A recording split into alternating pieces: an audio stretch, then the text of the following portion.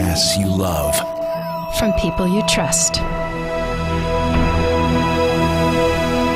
This is Twit.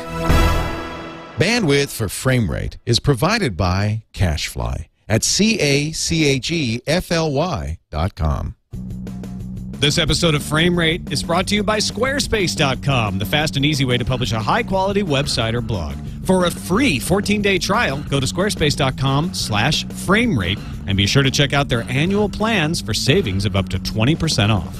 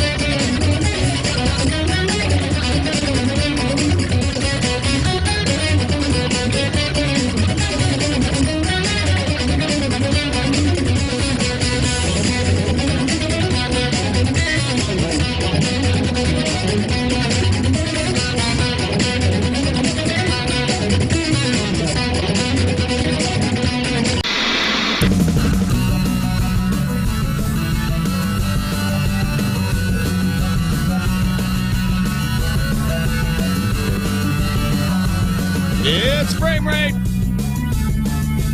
Frame Rate. Frame Rate. Frame Rate. Frame Rate. Frame Rate.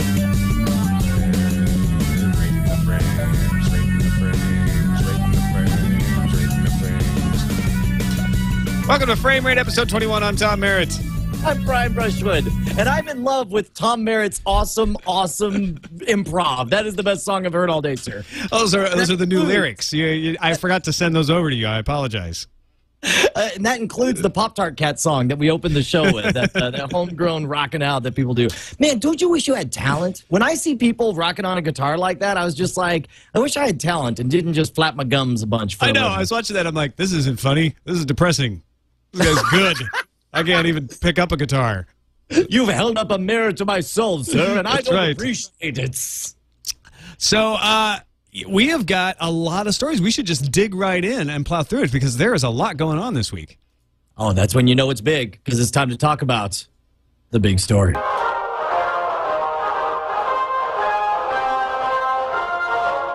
This just in, the big story. Our big story this week comes from Bamboom. Is that the name of this? Yes, Bamboom is the name. Okay. Wow, this is ballsy. This is a company out in New York that is delivering television to you over the internet without getting a license. Sounds dangerous, right? But what they're doing might work. I mean, it's not so dangerous for folks like, like Slingbox, because it's hardware. It's taking your signal. There's only one receiver. Exactly. And it's not so dangerous for Cablevision, right? Because they're a cable company, and they won that case where they are allowed to have the DVR housed at the Cablevision office, and you control it remotely over the internet. Well, okay, that's sure. What, I mean, it's not over the open internet, but still, same idea. That's what's going on here with Chet Kanogia and Bamboom. They have created a special antenna that's about the size of a dime that receives over-the-air broadcasts. They are providing a separate antenna for every single subscriber, and then that antenna feeds into a tuner and a DVR that is at their location. And I have a feeling that DVR is like a virtualized DVR on a server, so they can pack in a bunch of those as well. And then you pay them a little money, they give you access to over-the-air broadcasts that they don't have to go out and license. So these are things that you could put up an antenna on top of your house, theoretically, and get anyway, but you can get them now over the internet. And in addition to this, they actually block you from watching any of the over-the-air broadcasts when you're outside of the area. So if you're getting Bamboom in New York, which is the only place it's available, when you travel outside to New York, you can still watch your DVR programs, but you can't watch anything live.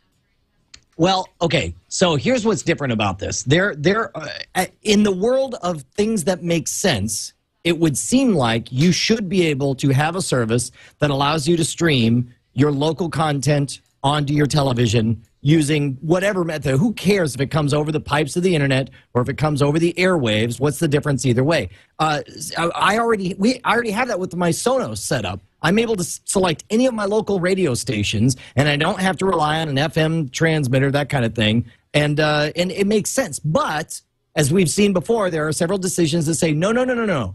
It's not just as good at. There is the law, and by the letter of the law, you have to have your own antenna in order to sign in. And so the fact now, I gotta wonder, like, I'm gonna give these guys the benefit of the doubt and say that this antenna that they have that is the size of a dime actually really is an antenna, and they really do use that antenna, and you really do attach your money to that one physical piece of property. Because maybe it's because I'm a magician, scam artist kind of guy. Just seems to me like I would just go to a model shop and buy a bunch of fake antennas and be like, no, these are the antennas. What does it matter? Yeah, it seems like, it might have been easier for them to just pay the mechanical royalty that any cable provider pays to be able to just stick up a big antenna on a pole and share that with all their subscribers. That's absolutely legal. But remember, Ivy got in trouble for that. They were doing that. Paying the mechanical royalty and then rebroadcasting over the air to subscribers around the country, but they didn't have the region specificness. So what, or specificity? What Bamboom is doing is saying we're really going to show that we're trying hard to stay within the law. That if we ever get dragged in front of a judge, which they probably expect to do, we're going to show like, look, we might not have had to do this. We might have been able to skate close to the line, but we didn't. We are providing a service. I makes me wonder if somebody could provide a hosted service where they say, look, we'll host a sling box and a cable box for you, and then just you get everything over the internet. It would be the same sort of idea, just a lot more costly. This isn't as costly because of the antenna situation. Well, I wonder also if it's the kind of thing, I mean, it seems like their strict adherence to the letter of the law is so ridiculous that it's almost like they're trying to point out how stupid the letter of the law is at this time. They're like, oh, no, you need an antenna? Look, here, it's an antenna. We bought 10,000 of these, so please shut the hell up and get out of our face, because you can't get us on that loophole. This is something everybody wants, and here's a gizmo that obeys the letter of the law. So yeah, this is a business created entirely by the ridiculousness of today's legal system. That 100 years from now, people are going to look at this and laugh. Like, why would you ever do that? Why wouldn't you just deliver content over the internet? Why would you need to have an antenna? That's just crazy. Agreed. Now, do you think, this is kind of a secondary question, do you think that we are looking at any kind of massive sweeping changes for sensible legislation on this kind of thing? Or do you think that it's so hard to fix the letter of the law on so many of these stupid issues that we're just going to be stuck with this kind of solution for a long time? I think it's going to be a generational thing. So I don't think it's going to be forever, but I think it might be 20 years. Maybe 15, 10 or 15 before we make the switch entirely over. It's going to come in slow dribs and drabs. You're going to have a few companies like Virgin Atlantic type companies or Virgin America type companies who are going to say, we're going to go out on the edge and say customer service is important. And then other companies start to follow them. You're going to have networks taking a leap eventually saying, you know what? We are going to broadcast directly over the internet. We're going to give it a try. So you think it's going to take generational change at the top of these companies before they all go, look, we grew up with the internet. This is just the way it works. Let's deal with it. So like we had discussed before, so much of what we're seeing in video has already happened in the music industry. It could be that this example is a case of someone trying to pull an mp3.com, and down the road we'll have what Amazon is doing, where it's essentially the same thing, but a slight change of verbiage, and plus they're an 800-pound gorilla on the internet that's able to finally push back and say, well, guess what? It's pretty much the same. So it could be that this is the test case that might get smacked down just as many other services have. I actually don't think this will get smacked down. I have a good feeling about this. I think they have a very good chance of winning. It all depends on whether the judge sees them as the Cablevision case or the hotel pay-per-view case. If they look at it and say, nah, you're Ivy, you're the hotel pay-per-view, you're trying to get away with something and it's not right, then they lose. But I think it's more likely the judge will say, look, this is a long extension cord, just like they did with Cablevision, which said, look, they've got a DVR, only one person can watch it, what's your problem? It's just like having it in their house, except it's not. And that's exactly what they're doing. Zadiva, I think, is trying to do exactly the same thing, but they have some other issues. Right. They do not have the letter of the law on their side. Right. Zadiva does have the spirit of the law. They're like, hey, man, you're right. It is pretty much the same. But technically, they could make a very strong case that Zadiva is on the wrong side, and they could get completely gobsmacked on that one. Yeah, but, I think Bamboom is in a position to actually drive some innovation forward, as a company that is a small guy who changes the way things work that other folks try to sue out of existence. I think they will get sued. I have no doubt about that. But I think the reason they haven't been smacked down yet is because the people are looking at this close to figure out what their options are. And there aren't as many options as a lot of these companies have. Well, if there's one thing I think it's clear is that they should be sued because everybody knows that people are paying for TV. They're all running for the hills and nobody's getting paid anymore. And it's clear that piracy's run amok. And nobody's making money in TV. Yeah. TV's dead is what I'm saying, yeah, right? Yeah, totally. Nobody pays for TV anymore. That's the bottom line. Let's move on to another big story.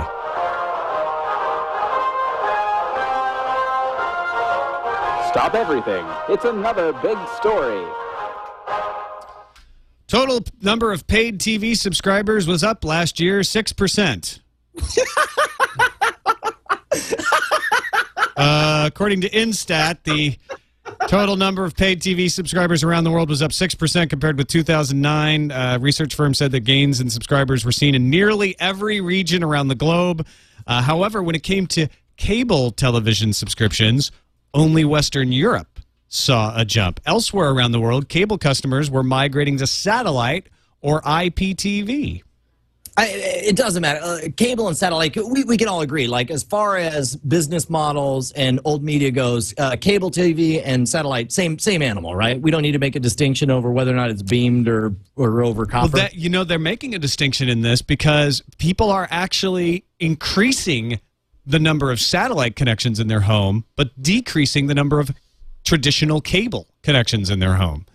I wonder how much of that has to do with the fact that when you have a DirecTV setup, DirecTV doesn't also offer you cable internet. They are like, hey, man, we're giving you TV. You want TV? Here's TV. I mean, they do have their terrible DirectPC, satellite service. Yeah. But IPTV services do the opposite. They basically say, look, we're internet, we're Fios, we're Uverse. We give you high-speed internet and TV all over the same cable. So you don't and that's on the rise as well. It's only the old-fashioned, whatever that 30-ohm cable coming into your house. That's the only thing that's falling everywhere except Western Europe. Did you just bust out 30 ohms? Did you just bust out engineering terminology and frame rate? I might have. Did I do that? I mean, that's fine. That's fine. I'm just. Well, that's how my dad would always describe the two cables because we had the what is it? Is it 70 ohm? That's the two wires that you use to come down. 75 ohms. 75. No, I think is like a dirty acronym, so I don't know. But my dad would describe the two cables. There was the one that you screwed into the back that came down from the antenna on the top of the house, and then there's the one that came from the cable company, and he would distinguish them by the ohms. That is awesome. 300 ohm for the twin leads. Thanks. When we talk about, I think what the chat room's saying, it's 75 ohm. I think it's 75 ohm now. I think it might have been 30 ohm back in 1982. Yes, which is where you and I both live in our imaginations. The important thing is that paid content, the business model of your HBOs and your FXs and your AMCs, those guys are winning. And I don't understand why they need to be such spazzes. I mean, it's at least, I don't know. Actually, I don't want to make stuff up, though. But, yes, everything's it's 300 ohm. That's my problem. Sorry. Continue. Oh, it's not 30. It was 300. Yeah. Right. Okay. This Week in Ohms is our new segment. Welcome to Ohm Rate. But these guys, These guys are making more money year over year, and that's what makes it so insufferable to listen to them howl about piracy, because it's clearly not bringing things down, and there's clearly much bigger opportunities and money to be made if they can just figure out a way to give people what they want when they want it, as we've said a million times before on the show. Yeah, exactly. I mean, I just think it's interesting that in this world where we're in kind of inside of a bubble, and it's like everybody's cord cutting, people are cord cutting. It's really not that many people cord cutting. It's interesting that people are cord cutting at all. That's why those stories are interesting to follow. But don't forget that doesn't mean 90% are cord cutting. People are actually subscribing to television that's brought in not over the internet in rising numbers around the world still. Yeah, and not only are they not cutting the cord, but they are not cutting the cord in a massive, massive way. Like, it's shocking to me as somebody who has tried and is trying to take the leap. Like I mentioned, my only frustration is that I want the kids to be able to flip on Boomerang and be entertained for an hour without my supervision. Outside of that, I'm shocked at how many people just are. Traditional media is still a freaking giant. It's amazing. Yeah. But, I mean, that said, do you think people are still, people aren't still watching other things the old way? We've got the internet for Netflix. We've got Netflix streaming. It's not like, one thing we can be certain of is that people aren't buying optical media anymore. As CDs are dying, DVDs got to be dying too. Yes. You know what? I think we can state unequivocally that the DVD is dead. This is another frame rate prediction. The DVD must be dead, and clearly Blu-ray reigns supreme, right? Yep. Hey, let's check out yet another big story.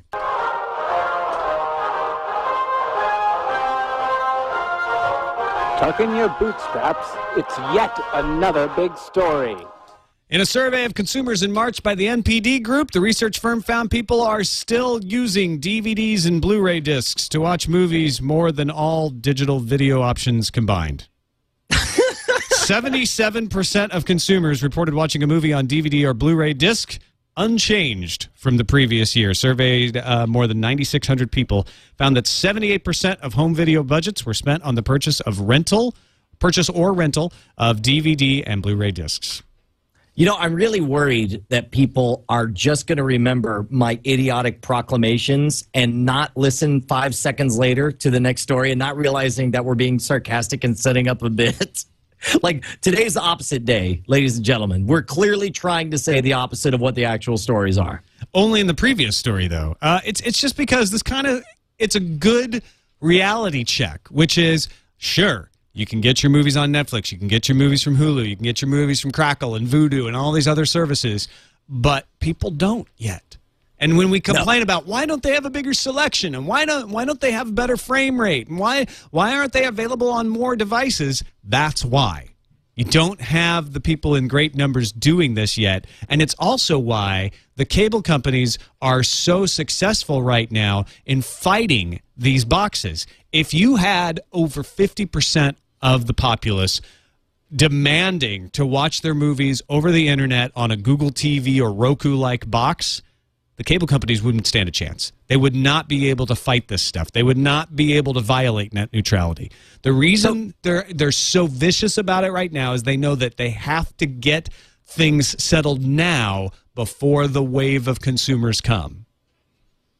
That's a really good point, and it makes so I guess essentially your case is that they are trying to win the battle before the other combatant even knows the rules of engagement here. They just want to jump in. They're like, and it's all settled. This is how it's going to be. Right, because once you've got the masses knocking at your door, somebody's going to crack. So, it may be an oligopoly, but somebody, Time Warner, Cablevision, maybe Charter, is just going to go, fine, you know what? We're just going to deliver over the internet because that's what everybody wants, and we know we can make money. And once that domino falls, they all fall. So they're all digging in their heels right now, trying to protect the old model that brings them in more money so that when those masses come, they can hold out. And they can say, no, we're going to provide you something better. We've got tiered internet that gives you all $30 movies that you can rent right now. Okay, so we're bringing up the $30 movies again? Just threw that in there. We got more emails on that. By the way, that will be a subject we'll talk again about later. We got another people chiming in on that. Look, here, first of all, the most significant thing to this story to me is the fact that is not that DVD dominates. Of course it dominates. It's what we've been doing for over a decade now. The important thing for me is that why is Blu-ray not dominating? Yes. $70 for a brand new Blu-ray player. Think of all the PS3s that are out on the market right now, and people don't care. I'm going to wager that there are people who buy the DVD combo discs and they open it up and they pull out the DVD just because they happen to instead of the Blu-ray. They pop it in and they realize, oh, I did the DVD and not the Blu-ray. I guess I should switch it. And then they just watch the DVD. Like this is, I think, a big part of the evidence of diminishing returns of increased resolution. The leap we are not looking at from DVD to Blu-ray, a leap from black and white to color. We're and you know, I was gonna say like 3D, but that's not even a good example. We're looking at incremental improvement that can only be seen and understood by a certain level of sophistication. Just as, in fact, I'm gonna say this. I'm gonna say that the number of people who insist on Blu-ray over DVD is roughly the same number of people who are cutting the cord and trying to go without cable television. Well, you know what? I don't know how we get that number. I do know that if player sales last year, over 20 million units, was split evenly between DVD and Blu-ray models. So you got 10 million people still buying a good old-fashioned DVD player, not buying a Blu-ray player. Now, that is silly. Now, I mean, unless finances are really a problem, I can picture you know. Well, you know what? It's not about. That's what I mean. It's not about finances. It's about not caring. They just say, you know what? I know DVD. DVD's fine. DVD's good enough for me. Why do I want to learn some new thing? I've heard problems with the encryption and the this and that. I'm just going to get a DVD player. I've got a bunch of DVDs, and I just want to get. I don't want to have to mess with this. People just don't see the advantage. They don't see the big leap forward here like they did between VHS and DVD, like they did between cassettes and CDs. You know what? We haven't really talked about on this program the value of convenience over fidelity when it comes to the way we enjoy video. That's the reason YouTube is ubiquitous and awesome. And in our minds, even though YouTube does offer up to like what, 1080p now or ridiculous high def, I still in my mind associate YouTube as low quality video that always does in a pinch. I can find whatever I want with a few search terms, and I'll be able to see it, and I'll be able to remember that Atari video game from 1982 or whatever. Yeah. And convenience always trumps fidelity when it comes to these kinds of things. That's why MP3 is our standard music service, right? Because convenience trumps fidelity. We don't care about lossless. We don't care about high-quality audio. We care about portability, transportability, and playability. You probably have about the same amount of people that are audiophiles that have the huge sound systems and the perfect listening environment as you do the Blu-ray fanatics. Yeah. You know, for the same reasons. Same thing with well, actually, somebody in the chat room says that's why Beta lost to VHS. You know, that brings in the porn question because a lot of people, you know, whichever side pornography has taken has always won, including with Blu-ray when it was the HD DVD. Debbie Does Dallas came out on Blu-ray. Exactly. Did it really? That was one of the first porn Blu-ray releases. It was definitely the first big high-profile one. It was the shot across the bow. So, but the point is, definitely, I'm not surprised, and of course, one of the other things we wanted to talk about is why has Blu-ray failed to catch hold? Is it a fact that the population in general just doesn't get it? They don't understand what they're missing, or is it a case where they're like, yes, I fully understand how much better it is. I understand it's virtually the exact same cost per item, although I suspect the Blu-rays are probably slightly more expensive. The discs themselves are more expensive, yeah. Okay, then that's what it is. Then they're like, you know what? I would rather not spend, I don't care, it doesn't matter if it's $1 more or $10 more. I would rather not spend that for increased fidelity. I'd rather have it cheaper and faster and on demand when I want it. And again, so wait a minute, you're saying you want things that are cheap, fast, and easy? Yes, and I defy you, sir, to name one thing in this whole godforsaken planet that's cheap, fast, and easy. Squarespace. And looks good. Squarespace.com. There you go. Squarespace.com. In fact, they're our sponsor this week on Frame Rate. That's highly improbable that I would ask a random question like that. You would suddenly have an exactly perfect answer, and that they would happen to be a sponsor. For some reason, cheap because you get a 14-day free trial because you're listening to Frame Rate. That's good because I'm cheap and I don't like to spend money. You go to squarespace.com/framerate and you get the 14-day free trial. Month to month, no commitment necessary. 10% off if you do commit to 1 year after the free trial. 20% off if you commit to 2 years. Now, hold on. Okay.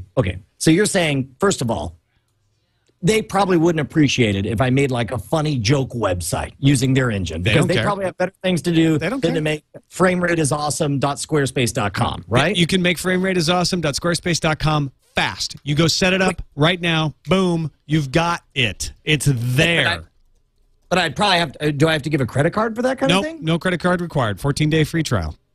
What? Just like that? And I can be online instantly? And it's going to look good because you can pick one of their templates and just put up a template that's designed by somebody who's like really good at design, unlike me. Okay. And it's easy because you can just pick the modules. You go in and you say, okay, I want this here and that there, and I want a little Twitter widget right there, and here's what my About page should say, and I'm going to type that in, and boom, you're done.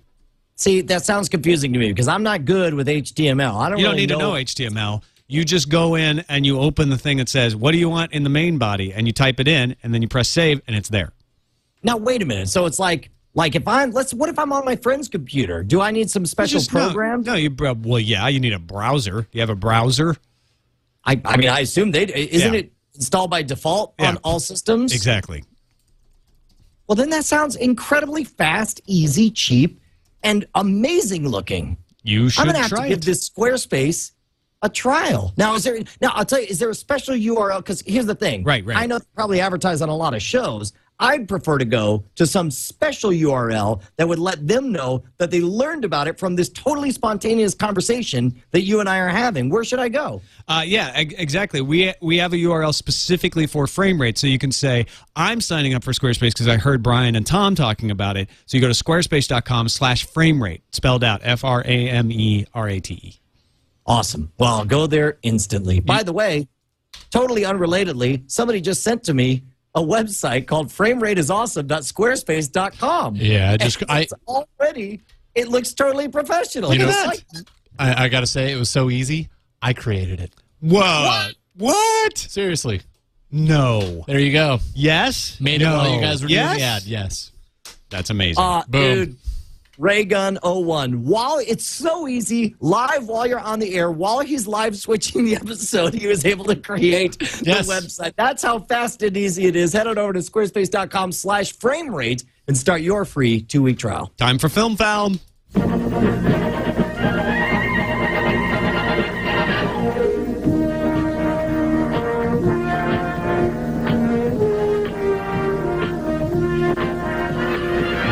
Hey, Brian, do you ever watch Seinfeld?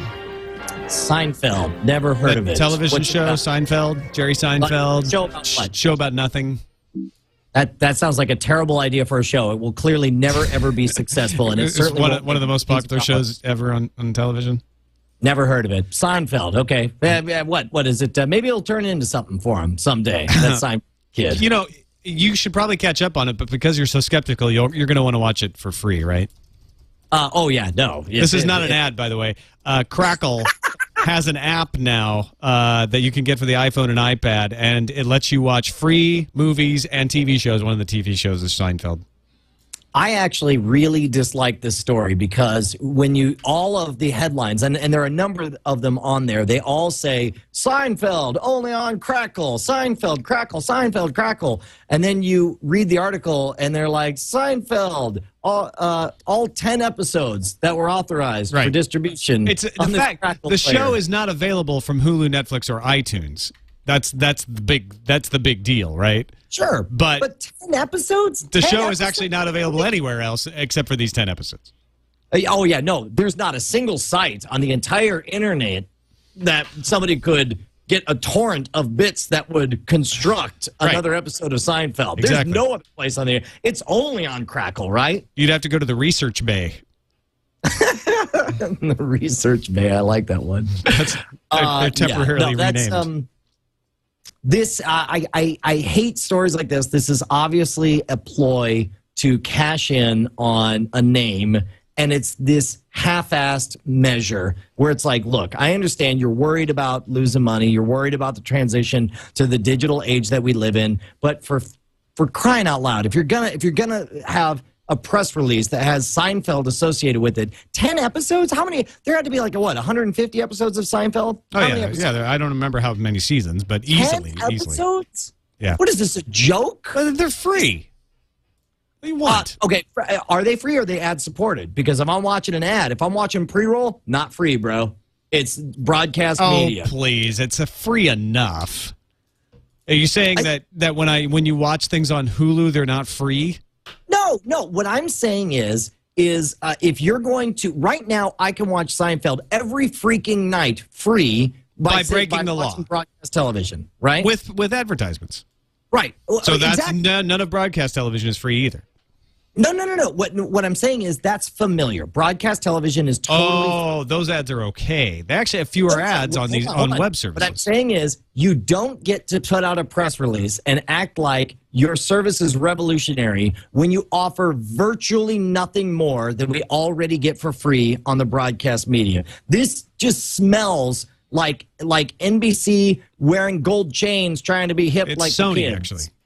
Whoever, I don't care. I mean, the point is, you're old, you're busted. What are you doing in this dark alley? Give me your wallet, Grandpa. That's what I want to say to this. Whoever wrote this press release. I didn't read the press release. I just read the blog posting. The press release really got you upset. Well, it's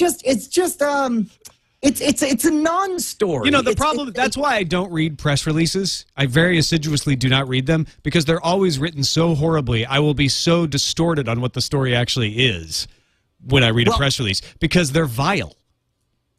Well, and you know what it is? It's like after having written enough press releases to promote myself and my Horse Apples live show, it's you get an idea for what buttons will push people, and somebody knew that saying push the Seinfeld thing. We're the only people in the whole world that have Seinfeld. That'll make headlines. And when you read just the headline, you're like, Seinfeld, crackle, hey, we're going on this crazy internet ride. And then it turns out to be totally not true. 10 episodes of Seinfeld. But they have, I mean, let's be fair. They have more than just 10 episodes of Seinfeld. They have other shows and other movies on there as well. I think the more restrictive aspect of this is the fact that you can only get this stuff on iOS for this app. This is just launching the Crackle service on iOS. Crackle's existed on the web for a while, but they're not rolling out to Android or any other platform. And I understand that. I can watch Ultraviolet right now on my desktop. The Crackle's been around for a while. Yeah, no, of course. Yeah, and this is a new platform with the iOS and stuff, and I understand. Look, there are legitimate things to be excited about this. Sony's entry into playing the game, at least they've pulled back a chair and they're sitting at the table to join us here. But to walk in and announce how awesome you are, and by the way, you brought your good friend. Yeah, but now you're going by the press release. The press release always says how awesome I am. Well, whoever wrote it, you can't hold that against them. That's just the art of writing press releases. I don't know. I feel like the new media poker table's there, and up rolls Sony last minute. Like, by the way, I brought my good personal friend Seinfeld. You know that name, don't you? And you're excited about that. And then you look over, and it's clearly a cardboard cutout standee of Seinfeld standing next to him. It's just, it's like, congratulations. You grabbed headlines by saying the word Seinfeld and Crackle in the same headline. But now, how do you feel about this? This is the opposite. This is subtlety at its best. Netflix has slipped in a link right under their advertisement for themselves on the page for Little Fockers, which is like the third and in my opinion, one too many movie in the Ben Stiller series, that says, buy now. Shh. What? And then if you click on it, it takes you to the Little Fockers website where you can order the DVD. Okay, now, but I do feel like this is different, at least in spirit. I mean, it doesn't matter in actuality, but in spirit, Netflix was against this. Didn't they push back against selling DVDs? This is Netflix doing it. Netflix has always said, we're not going to sell DVDs. We're just not going to do it.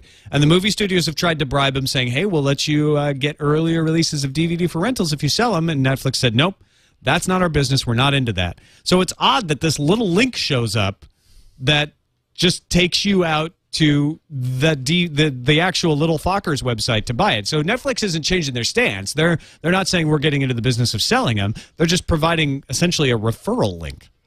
You know what? I'm so totally down for that. Like, essentially what they're doing is they're selling ads. They're doing exactly what they wanted to do, and they're like, oh, wait, we can subsidize our business by just providing a referral link? Well, then hell's yes. And so it's like that. I think I've psychoanalyzed this. You don't like when people like act all big and nasty, like Sony, like, hey, we're Crackle, we got Seinfeld. That's the loud, obnoxious person in the room. You like subtle, like, hey, you know what, we're Netflix, we're not gonna make a big deal, we're not gonna put out a press release, but you can buy now. You want. Well, and you know what? I think you're exactly right, because Netflix, that's masterful manipulation. When you just take it easy and you understand the way people think, you're like, hey, whatever, bro. If you want to buy it, that's cool. If not, you're watching it. You already got it. It's free, right? Because you already paid. Whatever. You do what you need. It's like it just seems artless the way this press release was put out. That's all I'm going to say. It annoyed me how they're like, and we'll mention Seinfeld. Everybody will freak out. It really bothered you. I know, and I know this isn't true, but it's almost like this is the first press release you've ever read. I know. And I know you've read plenty of them. Something about, like, I read the whole thing, and then the last line. Yeah, you know what? That was your mistake. Okay, well, okay, that's fine. It's like, I ate the whole chocolate cake, and I felt sick. I mean, that's not good eating, press releases. All right, let's move on to some good news. Bradley Denton's amazing comic novel Buddy Holly is Alive and Well on Ganymede, which I haven't read, but now that I've learned about it, I am totally going to buy. Is going to be adapted into a big budget science fiction movie. The premise is simple. Oliver Vale is about to watch a John Wayne movie by his satellite dish when the transmission is interrupted by a shot of a young Buddy Holly standing in a bubble on an airless rock holding a guitar. Holly reads a sign hanging from the camera in front of him, and it says, for assistance, contact Oliver Vale. And then everyone starts to believe that it's Oliver Vale who has sent the transmission, and they try to hunt him down. They have now turned this comic into an upcoming movie, and we have the trailer. That is a great synopsis that I did not pick up at all from the trailer. But do we have audio on the trailer? Just you and I. We interrupt this program for a special news bulletin. Officials have confirmed the identity of a man thought to be responsible for the worldwide television blackout and the appearance of what has become known as the Buddy Holly transmissions. The suspect has been identified as Oliver Vale. He was last seen wearing a bright blue moon suit, orange high-top sneakers, and driving a vintage motorcycle.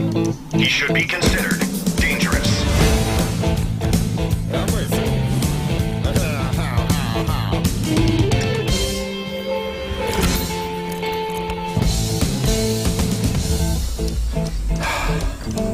All right, baby, so it's just you and me now.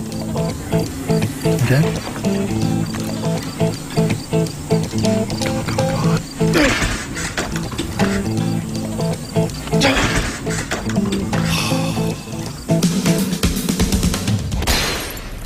Oliver Vale, drop the guitar and back away from the motorcycle.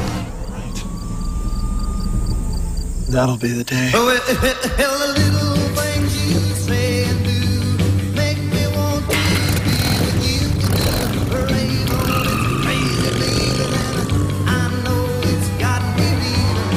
So obviously this is a an early trailer where it's just one scene. You don't get a sense of the entire movie, but it looks pretty good to me.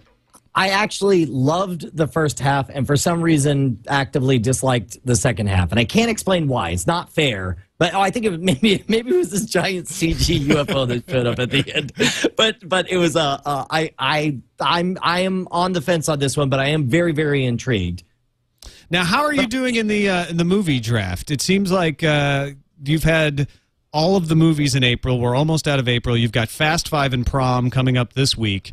And Source Code has been your biggest hit so far, 36 million. Yeah, I'll tell you this much. First of all, when I bought all my movies, somebody after the fact did an analysis of what movies all of us bought up against the projections from the Hollywood Stock Exchange. And in the early projections, I was second place, like only maybe like 20 million behind Sarah. So it's like anything could happen. so far, all 3 of my first movies, maybe all 4 of my first movies, including Scream, have underperformed expectations. So I'm not totally hosed just yet, but it is not looking good for me so far. It could be that Fast 5 is a major surprise hit, in which case that'll change everything. By the way, unrelatedly... Right. Prom is not yours. I made that mistake. Prom is Justin Robert Young's. Yeah, correct. But unrelatedly, I'm totally going to watch Fast 5 the moment it comes out because it looks awesome. Do you know what else looks awesome? Did you watch the video trailer for Rise of the Apes? Why, yes, I did, because I own Rise of the Apes in our summer blockbuster movie draft. That may have been the buy of the season because I did not expect anything from it, but I could not be more excited now that I've seen the trailer. Tell me we have that queued up and we can look at it. Yeah, let's take a look at a little bit of it right here. Especially just the end scene. If you show nothing else, show the end scene. Here, I'll cut forward. You cut right to the silent part in the middle. This is bad luck. Yeah, for the audio version, it's all like some trailers, just video shots. So that scene is so haunting with the just looking at the sleeping couple. You have no idea what you're dealing with. It's James Franco, right? And obviously the plot is they're experimenting on apes, and they make the apes intelligent, and you can guess the rest. Look at that!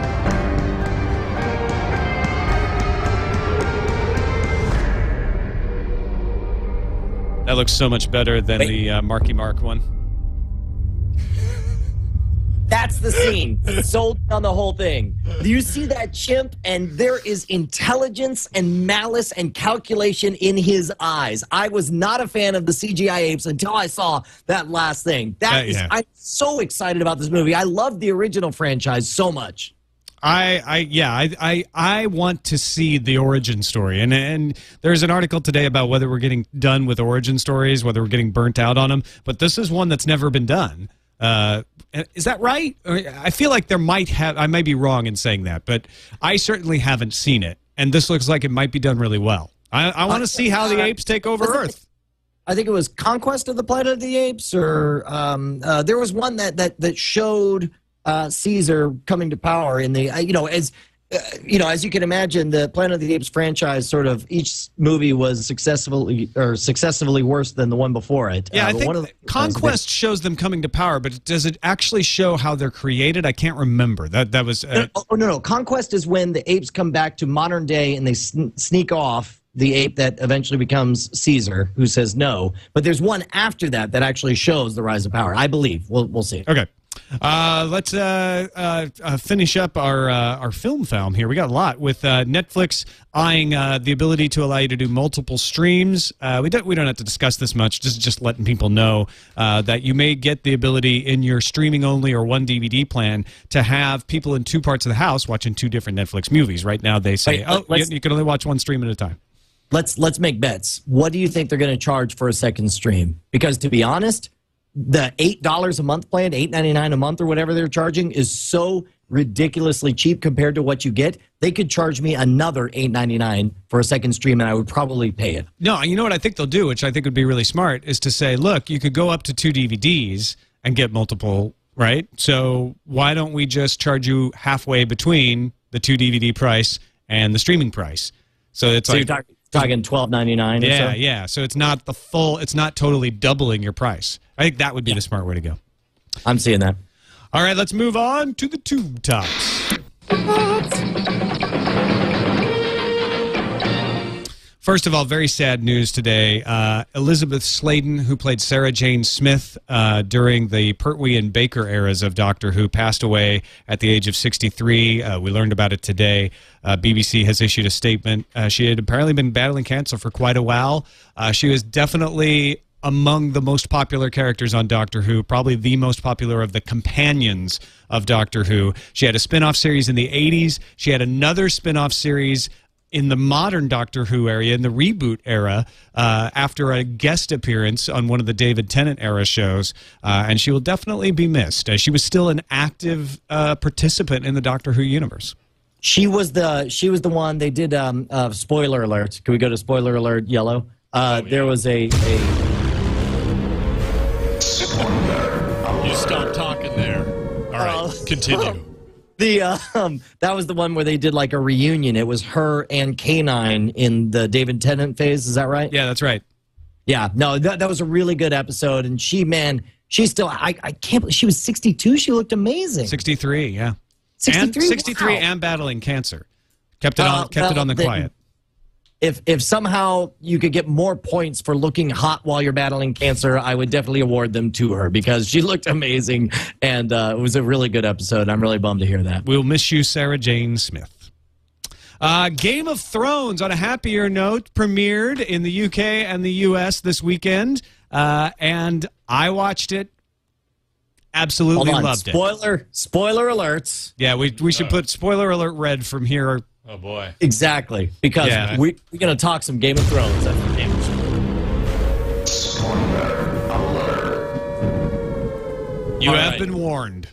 Dude, number one spoiler that probably will surprise no one. We are so way excited about this. Like, I couldn't help myself. Like, normally when we watch certain types of content, I make sure I'm like, oh, I'll make sure to talk about that on Frame Rate with Tom later. I full on called you within minutes of the thing being over, and you were stuck on the West Coast feed, so you hadn't seen it. Yeah, it was funny. I have the East Coast feed, but I had opted to go over to Veronica Belmont's to watch it because we do Sword and Laser together, and we were going to talk about it. And she only had the West Coast feed, so I had to wait 3 hours. I actually left the house at 6 o'clock because I didn't want to be tempted into watching it before I left. So I went early.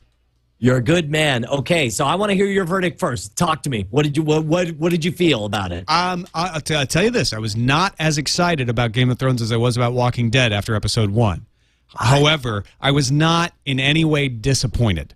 Nothing. Everything was as expected, and a couple of things just, I wasn't ever like, oh my God, this is blowing me away, but I was always like, yep, this is what I expected. This is what I wanted. This looks right. This feels right. I really was just at the end of it wanting more. I was like, that's not enough. I need more. So tell me this. What about the, I guess the question, how long ago was the last time you read the Game of Thrones or the whole Song of Ice and Fire series? Well, the last time when I read Game of Thrones was 2 years ago, I think. Okay, maybe that has to do with it because I think a big part of why I absolutely capital LOVED this show was because I was surprised at how much I kind of have forgotten. Like there was characters that would pop up. I'm like, oh, that's the guy who does the thing, and it frees the other dude, and it makes possible. Oh, I was so excited. Like watching the first episode has me so excited. I want to go back and read the series all over again. Definitely, I've had that feeling myself of wanting to reread. Yes. Well, and it's only been 2 years. That's amazing. And of course, we should point out that the next book, Dance of Dragons, comes out what, 2 months from now in June or July? Supposedly, it comes out in July. Yes. We've been hearing the same. It's the Duke Nukem Forever of books. Yeah. Dance for Dragons. Go ahead. Okay. Things they got right. Number one, the look and the feel and the casting and the characters are spot freaking on. The differences that I have are very minor. One of the things I absolutely fell in love with, the voice that Roy Dotrice used in the audiobook to portray Tyrion Lannister. And what's his name? Something Dinkle? What's the Tyrion? Who plays Tyrion? Oh, you mean the actor's name? Yes. Yeah, I'm blanking on it right now myself. Peter Dinklage. Peter Dinklage is a awesome Tyrion. He just doesn't happen to have the voice that I imagined in my mind for the whole thing. Well, you know what? And he's too pretty. I mean, yes. I don't mind. I'm not disappointed. because I think he's doing a great job of capturing the spirit. But Tyrion, I always imagined looking a little more like Gimli from Lord of the Rings, rather than like Dinklage. So that is one of the few that doesn't look exactly the way I imagined it. He will not be looking pretty for long, if you remember. No, I know. But the another thing, a major difference. Daenerys Targaryen, there is a very subtle, very touching scene in the first book about her first night when she's been married off to this essentially some kind of wild prince with a Dothraki. And there comes a touching association where even though it's less than ideal circumstances, you find the two of them connecting to each other. You did not see that. They did not. They did not mess with that. That was a little clumsily handled. And I guess maybe that does verge on a bit of a disappointment for me. Although I have a feeling that they're going to develop that later. Well, look, first of all, imagine you don't know any of the story, and imagine what you need to feel for Daenerys. You need to feel that she's lost and way in over her head, and they did a great job of portraying exactly those emotions with the way they did it. I could not be happier with the first episode. Game of Thrones already renewed for a second season after the ratings report came in. Initial ratings were fantastic. Got a 1.6 share, which translates at somewhere between 2.5 and 3 million viewers. That was just for the first showing of the first episode. You know, on HBO, they repeat it over and over, so they're going to get even better ratings over that period. Game of Thrones getting 743,000 viewers for its first hour in the UK. Turns out the 2.2 million did not include the Sunday night repeats, by the way. So it's getting plenty of viewers. It's already been renewed, and it's going to do very well. Premiering this... Yeah, go ahead. Oh, I was going to say, there's one other thing. There's, again, we're still on spoiler alert. Red. Okay. There's a scene at the end that is not suitable for mainstream consumption, and they did not change a thing about it. If there's one thing I'm super excited about the whole series is the respect they clearly have for the actual story as it was told, warts and all, because there's some unpalatable, harsh crap that happens during this story. Stuff that, like, I mean, we're talking about, keep in mind, for those of you who don't know, this story is based on the War of the Roses. Instead of the Yorks and the McAllisters, it's the Starks and the Lannisters. The Lancasters. Or Lancasters, sorry, that's what it was. I mean, it's Lannister in Game of Thrones, but it was Lancasters in War of the Roses. Lancasters is what it was. Thank you for correcting me, because I knew I was guessing on the other one. But we're talking about kids who are married off at age 13, the moment they have their first menstruation and stuff, and that is all presented exactly how it is in the book, and it'll be interesting to see what they stick with and what they chicken out on the actual series. But I could not be excited. This Saturday, the BBC does it right. They freaking premiere Doctor Who at the same day in the United States and in the United Kingdom. So I'm very excited to watch the kickoff of the new season, and they're actually featuring America. The Doctor's going to be in America, so they've been making a big deal on BBC America about those scenes from those shows. Also, Neil Gaiman wrote an episode for this year's Doctor Who, so they're pulling out all the stops. This is going to be a fantastic season. It's not a bogus Monster of the Week episode either. From the interview that we were talking about, this IO9 article, where he called his episode a game changer. Apparently, he's doing something that will seriously affect the lore, the backstory of the Doctor Who universe. It's a Gaiman changer. It's a Gaiman changer. Yeah. In other Neil Gaiman news, HBO have optioned the TV rights to American Gods. Did you read American Gods? I did. We read it as a Sword and Laser book club selection. I also read it before that, so I've read it twice. Gaiman's co-writing the script with Robert Richardson, who's won a couple of Oscars for JFK and The Aviator, and Tom Hanks is set to produce. I think there's a lot of visual content that I think will play much better. To be honest, like American Gods, like with the Song of Ice and Fire, Game of Thrones, I just want them not to screw up the book. But I actually think American Gods could be better as a miniseries than it was as a book. Well, and that's why I'm glad they have Gaiman on board as a writer to guide that. Yes. Like, yes, let's change this. This is the way to tell this story visually, because he's actually adept at both ways of telling stories. Oh, absolutely, absolutely, and he, absolutely. That's so. Before Song of Ice and Fire, HBO did this giant. Did you watch the giant advertisement for the HBO Go service? No, actually, I missed. I didn't see that at all. No, I set my DVR. I must have been in the other room or something. In the morning, I called HBO, or I'm sorry, I called Time Warner, and the person I got on the phone, I got as far as saying, "Hey, so tonight is a Game of Thrones," and she said, "I know. Are you as excited as I am?" Yeah. And so she set me up with the service. So I set the DVR, and we watched it after the fact. But like the first 4 minutes wasn't even the show. There was a good 2-minute long promo advertising nothing but HBO Go, and as you're seeing here in the ad, very prominently featuring Game of Thrones. It's clear that HBO is very excited about this franchise, and it's clear that they want to do something very ambitious with the HBO Go service, to where when you subscribe to HBO, you can get the content on whatever device you want, wherever you are. Who knows how close to that we'll actually get, but regardless, kudos to you, HBO, for stepping in the right direction. Hey, and DirecTV is now a partner with HBO Go. So I actually noticed on the HBO On Demand on DirecTV that they're pointing that out. And Game of Thrones is its own menu item on Demand. There's like all the genres of shows, and then Game of Thrones is one of the items. So you're right. They're totally going after that. Did you watch anything this week? Did I watch what? TV. Did I watch television? Yes, I did. Besides Game of Thrones, I watched the season finale of Being Human from Sci-Fi.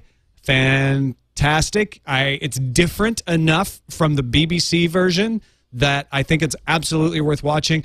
Deep characters, good stories, not cartoonish at all the way I feared. Also started catching up on Stargate Universe. I'd been putting it off because it's already been canceled, and I was like, well, it's not going to matter if I watch it live or not. And I was a little sad, but man, I'm even more sad now that I've watched a few episodes of it, because it is fantastic.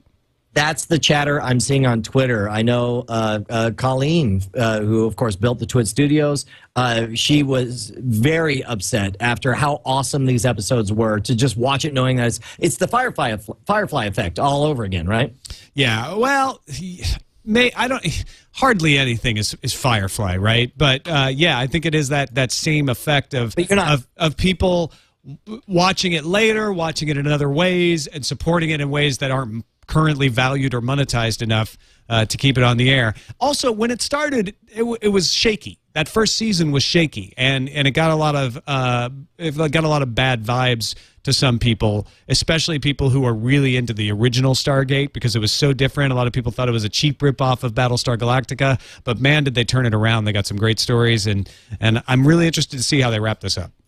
Yeah, my only TV that I watched, I rolled my ankle. I actually thought I broke it because I stepped on a rock and it rolled under. So I felt a crunch, and it turns out it was that rock rolling underneath me. But I landed down, I was just like, son of a bee. Tell me I did not just break my ankle. So while I was laid up for the rest of the night, I used the iPad app, which they are adding channels left and right for. I mean, it's almost like watching TV. Strangely, though, as with real TV, 99% of it is crap I don't want to watch. So I ended up watching, I think it was the last half of Indiana Jones and the Temple of Doom. But again, kudos to, guess who gets the thumbs up in Brian's book is Time Warner, for trying to make our content available on whatever box we want to watch it on.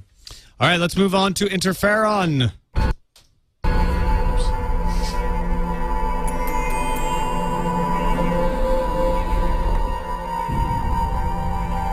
Or viral videos.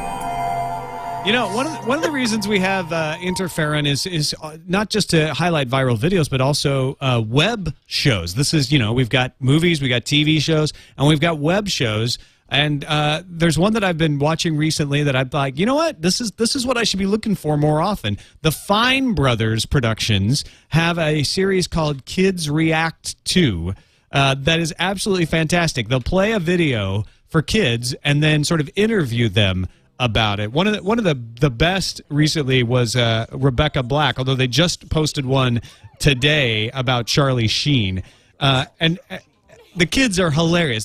I'm sure they screened these to find some kids with good personality and critical opinions, but it's so fun. It's like the modern day version of Kids Say the Darndest Things. Yes. Only with more inappropriate references. And it's funny to be like, man, there's a big gap from 8 years old to 12 years old. Yeah. Once you cross over to 12 years old, you are a sassy little kid who has your own idea of what's appropriate and what's not. With the Rebecca Black one, some of the younger kids on the 8-year-old side were like, no, I like it. It's fun. And then the teenagers were like, this is the worst thing ever. Like, how could you have ever perpetrated this on the populace? Which is belying the fact that we all think, like, oh, it's the teeny boppers who like this. It's not. It's the below 10 boppers, apparently. But I'll tell you what, though, I think you're right. When we're talking 9 and under, it doesn't matter what they're seeing. I'm like, these are the pretty moving pictures. This is awesome. So it is. It looks like it's a cast of the same kids. They've got a panel that reoccur from episode to episode. Well, I bet they shot like 5 of these in a day or a weekend or something, where they just showed 5 or 6 different videos and they cut out all the best part. But this is great. This is brilliant. Let's move on to The Walking Dead making of.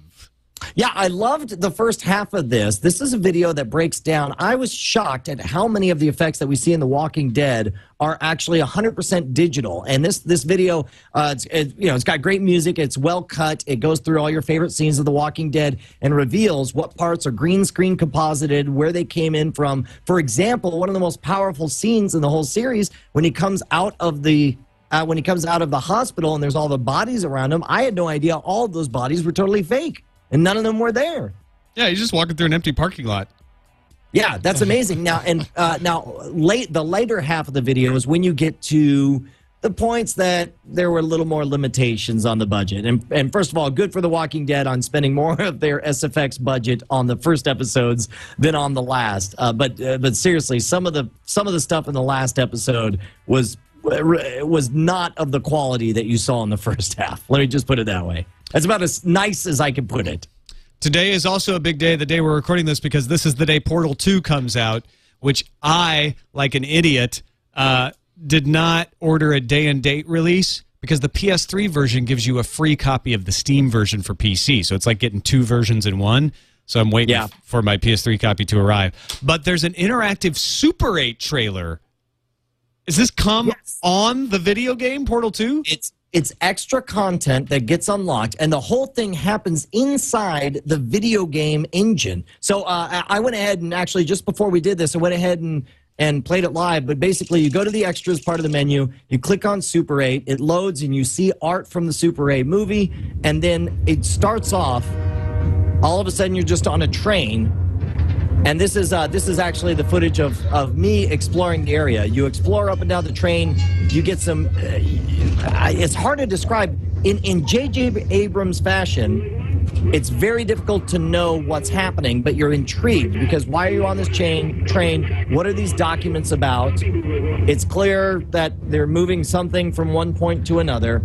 And essentially, if you could make a 3-minute interactive vignette of the content that was in Super 8, that's what this is like, right on up to the explosion of the train, which should be coming up here shortly. They give you lots of stuff to look at. So you're just riding along in the train from Super 8, and Correct. it's a game that you're playing. You have no weapons. You can't even jump. You're just riding in a train, and then you hear the radio chatter.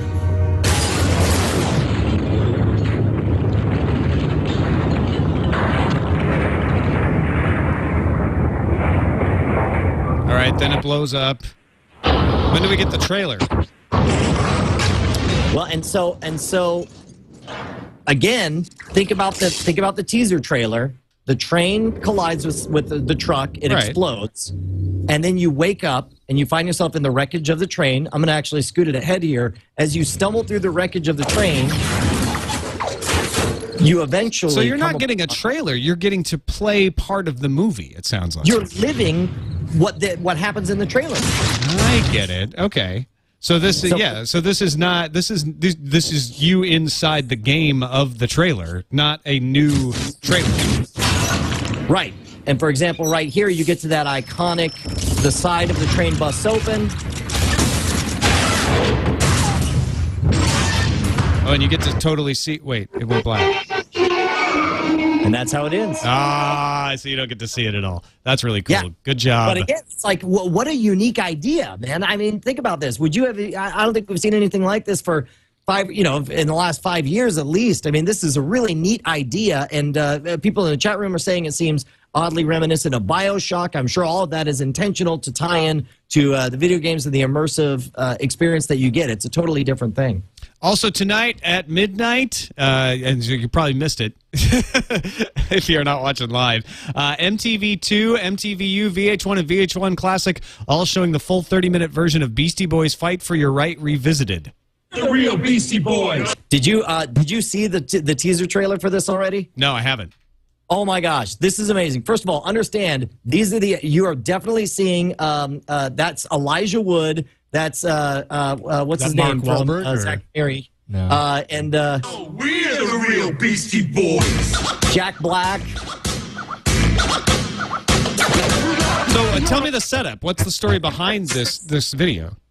I just watched the teaser because it starts off where you have one set of very famous comedians and actors playing a young Beastie Boys, and another set of very famous, you got Will Ferrell in there, Jack Black is in there, you've got Elijah Wood playing young Ed Rock, I think. You can't even make sense of until you've been to the future and spent time there. What are you guys talking about? Break it down, Ed Rock. We bring.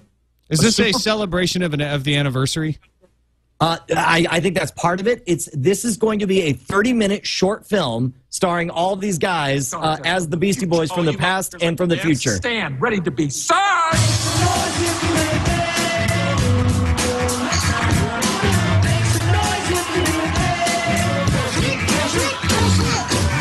Why would you? So you see cameos from Will Arnett show up in there. You've got Ted Danson in there. It is amazing. It is so like if you have a fond nostalgia for 8th grade when you remember Beastie Boys, License to Ill coming out, or if you're just a fan of their more current stuff, what an interesting idea that they're essentially making a 30-minute movie about this comedy time traveling young Beastie Boys versus old Beastie Boys. I don't even know if the Beastie Boys are in the video, but I totally am going to check it out tonight. I remember playing Fight for Your Right off of a 12-inch single on our 9:30 debut on WGEL's Rock Zone, and me and Jeff Alexander, the DJ who was on that night, arguing over whether it was a rap song or not, because he was like, that's a Led Zeppelin sample, and they're talking at the same time. I think it's rap. Because this was the first release. This is before the album actually showed up at the radio station. Anyway. All right, that's something that the Beastie Boys have always been good at, is crossing genres, both with their music but also video, and that's what's great about this project. I mean, is it a movie? Is it a short? Is it a comedy viral video? What is this thing? But regardless, it's really exciting, really different. Now it's time for feedback. Now it's time for feedback with Brian and Tom on Fade. Oh, yeah. Our first piece of feedback. I think that's what we should call it. We actually take the cartoon character Brack from Adult Swim and we give him a sandwich. It's a new thing. We feed him your emails. Thomas Termite Holman writes in, says, hey guys, I decided to take your suggestion and watch a random Netflix suggestion. Unfortunately, I got distracted by the entire series of Arrested Development. On an unrelated note, the small independent movie theater I used to work at just started a special weekly event called Terrible Tuesdays, where they screen an especially bad movie and put a discount on beer. They've already showed Manos, The Hand of Fate, you might know it from MST3K, and The Room, which were so gloriously terrible. They were awesome. I was wondering what tops your list of the movies that are so badly done that they end up being enjoyable, regardless of whether you have a drink in your hand. Thanks. Love the show. I know for me, I used to say about the original Tron that it's one of the best movies to have on in the background because it was so visually engaging, and one of the worst movies to give your full attention to, and I stand behind that. Also, I think it's unfair, too, because I have a nostalgic attachment to the original Flash Gordon, the Dino De Laurentiis version. Yeah, me too. Oh, I love that. So good. And the Queen music is so over the top. I absolutely love that. Those are my picks. Yeah, there's so many to choose from. I don't know. I don't know that I can reach in and find one right off the top of my head. I mean, I want to say something like Evil Dead, but that's so cliche. And it was meant to be that kind of movie. It was meant to be bad like that. So you know what? I'm going to have to ponder on that. I bet something will come to me because the problem is he said Manos, Hand of Fate, and that makes me think of all the MST3Ks I've seen, like Mitchell, and those are fantastically bad movies that are fun to watch because they're so bad, but made even better by MST3K. Yes. What about you, Jason? I completely agree. Actually, Flash Gordon is just one of those at the top of my list. But I have a hard time actually believing that anybody would think that Flash Gordon was a bad movie. It was just so amazing, but I could see it being awesome here. Almost all of the sci-fi weekend movies I've ever watched are so bad. You know what? I know what it is.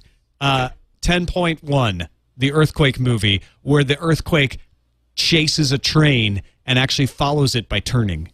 No way. That is awesome. Totally my favorite. That is awesome. We also got another email here. This is from Danny Kent, who writes, saw this and thought of you guys on Frame Rate. Is this genius or just bizarre? You decide. What is it? And it is a photo of a bill for The Walking Dead that happens to be right next to the Cooperative Funeral Care. Oh man. Yeah, that's just not knowing your neighborhood. You know, you put in that buy, you don't know where all those billboards are actually located. And it's the Cooperative Funeral Care. That's because they're all working, both the living and the dead cooperating as they together. take care of the funeral. Matt writes in from Vienna, Virginia. I joined Brian as someone who's willing to pay $30 for these 60-day release window movies. This past weekend, my wife and I saw 2 movies in the theaters for a total of $50. In both of them, there were people talking, texting, and just being rude in general. It was tough to find seats, and we had to get there pretty early to get them. The last 5 movies I've gone to, I swear I've ended up sitting right next to someone who's texting throughout the entire movie. I'd much rather sit at home with my 60-inch TV and watch a movie there. The price might be slightly higher than it should be for a 2-month-old movie, but I understand why they priced it there. But for me, I'm already paying $6 for the highest quality Vudu movies, which look like Blu-ray to me, but you have to wait a long time for those.